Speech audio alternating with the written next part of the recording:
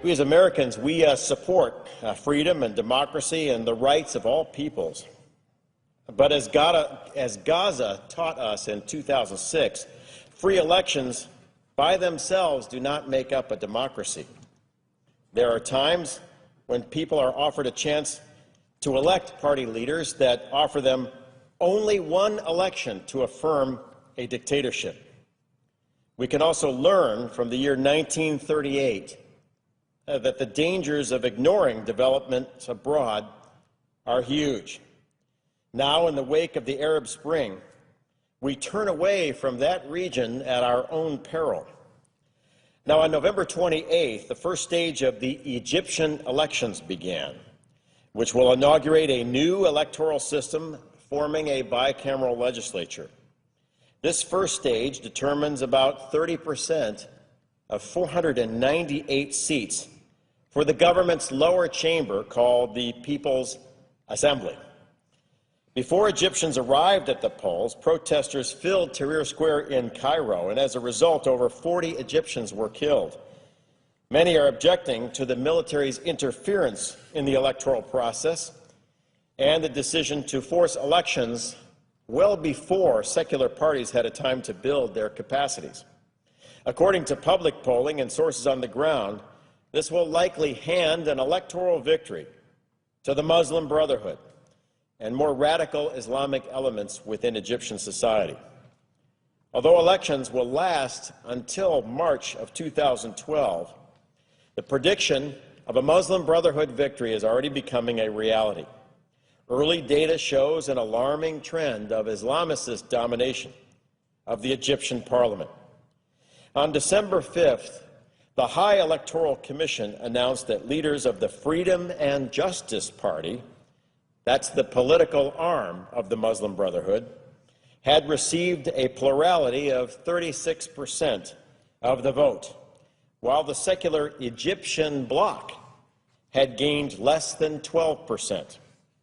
When we include the runoff elections which took place last week, it appears that the Muslim Brotherhood has won 73 out of 150 seats, or 49% of the currently contested outcomes. This is the same party that led a pre-election rally of 5,000 chanting, quote, "One day we shall kill all the Jews," and another, quote, Tel Aviv, Tel Aviv, Judgment Day is coming." While many expected the Brotherhood to do well, there were other surprises. Salafist parties made up of anti-Western hardliners who follow a particularly radical version of Islam are also faring particularly well. Surpassing predictions, they received 24% of the vote in the first round.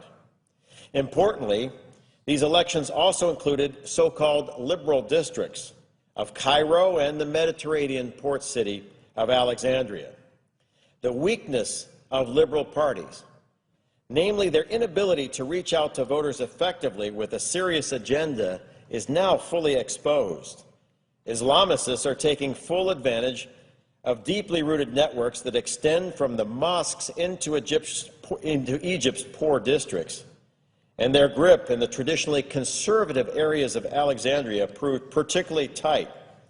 And these areas are also home to a majority of the Coptic Christian community. It's clear that if Islamist parties and candidates continue their currently won gains in other elections, they will capture 60% of the national vote in Egypt.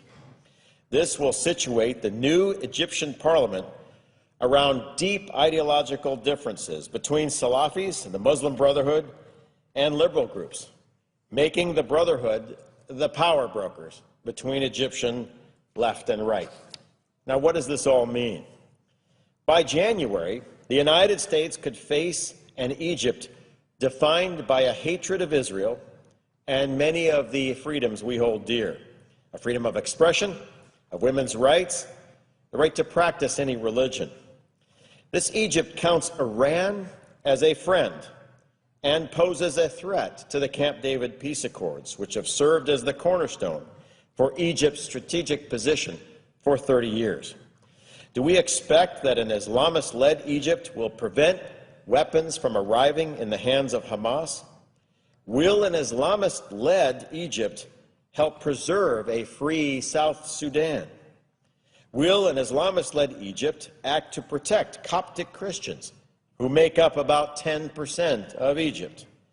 Or will we see continued violences, like we saw on October 9th in Mazapro, which killed 27 civilians and injured hundreds? Will an Islamist-led Egypt do what we expect with more than $1 billion of U.S. foreign assistance? Will they continue to share intelligence and to work against terrorism? These are all questions that may become critical issues for the national security of the United States very shortly. All of this instability prevents foreign investment and tourism that would help the Egyptian economy. The IMF has forecasted a little over 1% growth for the Egyptian economy next year. They said inflation will top 11%, while almost 12% of Egyptians will be out of work. Recently, the Egyptian pound traded at its lowest level against the dollar in 7 years. This time last year, the region was on the threshold of exciting change, but today Egypt sits instead on the threshold of a very dangerous path. The United States, and especially our State Department in particular, should do what it can to keep Egypt attached to peace and good relations with the West. The United States is now on the verge of a historic defeat and reversal of American interests in Egypt. Currently, if there is an Obama administration plan for handling a new Islamist Egypt that rejects peace with Israel and allies with Iran, I don't know it. And I don't know if anyone does. We must keep our finger on the pulse of this process. Liberal voices in Egypt must work to preserve the democratic goals of the January Revolution. Recently, I had the privilege of meeting some of Egypt's best and brightest young liberal leaders. They'd like to build a free Egypt that respects women's rights and religious minorities and the rule of law. I was encouraged in meeting with them, but only hope that the coming election is not like a 1930s election in Germany, where people in Egypt are given one choice: to affirm a dictatorship, and then that is the end. If a radical Islamic government rises in Egypt, one that disavows the Camp David peace accords and no longer acts as a stable strategic partner in the Middle East, then we will look back on the recent election in Egypt and its successors in December and January as the turning point for a historic reversal of the United States. My hope is that the State Department watches this very carefully. My hope is that we have a plan to make sure this critical country stays within the U.S. orbit. But my fear is, given the recent elections in Egypt, we have already lost quite a bit of ground. And if current trends continue, then by the middle of next year, we will have a Muslim Brotherhood government in command of the Suez Canal, in charge of Cairo, the second center of learning in the Arab world, along the border of our Israeli allies, friendly to Hamas, friendly to Iran, and hostile to Europe and the United States. And my hope is, over the holidays, we work very hard and diligently with our allies, and especially liberal forces in Egypt, to make sure that that reversal doesn't happen. And with that, Mr. President, I yield back.